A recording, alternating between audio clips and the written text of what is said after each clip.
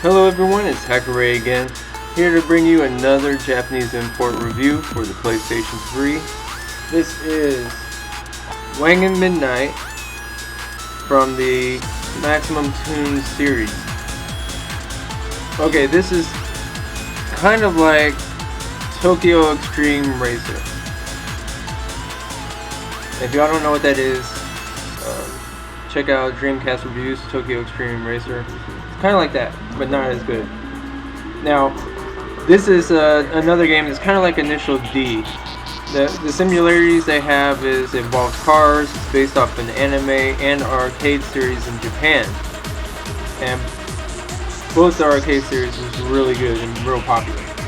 And have mangas and everything else. Where they differ is the fact that Initial D, produced by Sega, followed the arcade by the book. Pretty much a port, which is what people wanted. Well, when the Wangon Midnight crew from Maximum Tune came out with this game, they decided to go with their own approach at it. So, it's nothing like the arcade game. If you YouTube Maximum Tune right now, Maximum Tune 3 or 2 arcade, and watch the videos, those games rock from the arcade. This one just doesn't. I mean, you could already tell off the bat, it's pretty dark and dreary. I mean, it is nighttime, but the color scheme is still kind of dark. I guess they're going for that manga black and white type feel when they're doing some of the senses in here. I mean, you look at the cars, they don't really shine or stick out. They're kind of just like, you know, there. And what's also big between them is Initial D went all the way to do cell shade 3D characters, whereas in this one it's still backgrounds with the character's face and then vocals, and the character's face don't even move. They occasionally show expression. So what this is set up as is a story mode, online, survival mode, stuff like that. Now you saw there I got a B rating. Apparently there's a certain time and a certain amount of this or that you have to do to get A or S ratings in those things. And they're kind of, the races are like little skits. They're little stints in the overall scheme of things. And you play through each character's story. The problem with that though is each character's story tend to overlap. And so it's kind of like the tree effect. You watch a scene in this one through this guy's eyes, and then you play the other character and you're watching the exact same scene, but it's supposed to be through their eyes, but it's the exact same thing. So I mean, it doesn't add too much variety to the story mode. I mean, they could have just stuck with the main protagonist and went on from there, but they chose not to. So that's enough with this story. Now, upgrading cars. After you do a set number of races in each series, each character has 12 series that you have to go through, chapters or whatever. And after you complete the set number in each chapter, you get a card. But if you don't complete the whatever it is asking you to do, like one race was asking me to pass a guy by so many meters, another one's telling me to keep up with the guy. So it's not just beating people, it's you actually have to follow what it says to do. And I'm gonna tell you right now, this game will make your thumbs very sore. It uses it kind of does a gimmicky type way of using the Analog Pro. You know, the 6-axis is button sensitivity, where you can press a button halfway all the way and it translates to something different in the game. It uses that way too much, and it's called the like the motor tolerance. If you look under the speedometer, there's a blue bar there. Yeah, I'll explain more about that later.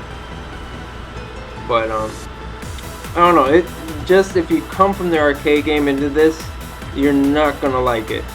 A lot of people that thought it was a port of the arcade, just like the Initial D was, you know, were very disappointed, me included. I saw Maximum Tune Wangon Midnight, I was like, oh crap, man, this is gonna be awesome. 'Cause that arcade game was the best. This is my favorite game. It did like an initial, you use the cards to save your vehicle stats, your wherever you were in the game, everything to this little card. So if you left the arcade, you can come back again like another day, put your card in there, and it'll pick right up where you left off, like a little memory card that you renew every so often. But it's awesome because you can max out your car. You go in there and you race these kids that are just in it, and you can set your power to like all the way up, 800 horsepower, whatever. And you can let the kids get like a couple thousand kilometer head starts and stuff like that, and then you just like monster them in the end. You catch up to them halfway through the course and just pass them by, and they could never keep up, even with the handicap on. I mean, it was an awesome game. It was so fun. I remember one time I actually got out of the chair, talked to a friend next to me while the kid was racing, popped back in the chair, and then headed off from the start line as he was almost passing the halfway mark on the course. It was the longest course in the game because it's based off the Tokyo Highway, so we picked the whole highway route, and I still beat him in the end. I mean, it's just cool. It was just so cool just to see that, I love that stuff. Now, I thought this was going to be a full report of that, and I was hoping so bad it would be, but it's not. Biggest complaints: turning. If you try to turn in this game, it's freaking hard. If you push your brakes on, it's still hard. I mean, the cars are mostly rear-wheel drive, but they understeer. They don't oversteer, they understeer. And if you push the emergency brake, it is extremely difficult to get these things to drift. I mean, some people who probably played it a long time can do it, but not me. So here's the card system I was telling you about. You unlock these cards, and they give your car like parts, extra benefits like abilities, like the engine thing. Like I said, your engine can overheat if you press your thumb all the way down and hold it there for too long. You can actually use some of these cards that will help your car from overheating while you like accelerating to the max. Just like I said, you gotta like feather the controls to keep it in the blue and yellow zone, so you can speed up all the way. The temperature will start to rise, but then you gotta slow your thumb back down on it to keep that temperature down, and you'll lose speed doing this. So that's what makes it tricky, is managing your speed and the temperature, or else your engine will blow. Yeah, it sucks, being that close to a race. And here's another bad thing about it, besides the whole temperature thing, is the fact that if you don't complete a certain challenge, like this one, I have to cross the finish line before 1:30, right? If you don't complete a certain challenge in that time, it's automatically over, you're done, you have to retry. Now, if you could never beat it at all, then that's it. The game's over for you, because you can't proceed without doing this stuff. It doesn't matter if you're ahead of the guy you're racing or behind him. If you're supposed to be at some place at a certain time, it's over. Or if you're supposed to be a certain distance ahead of him. Like I had a part in here that was really tricky for me, is I had to be 2 kilometers ahead of the guy I was racing. And I would always get 1.5, maybe 1 1/3 or something like that, and it would never let me do it, even though I was ahead of him, beating him. So that's another thing where this game falls short. I mean, the story mode is actually just little blips of events that you have to do. It's not like full-on races.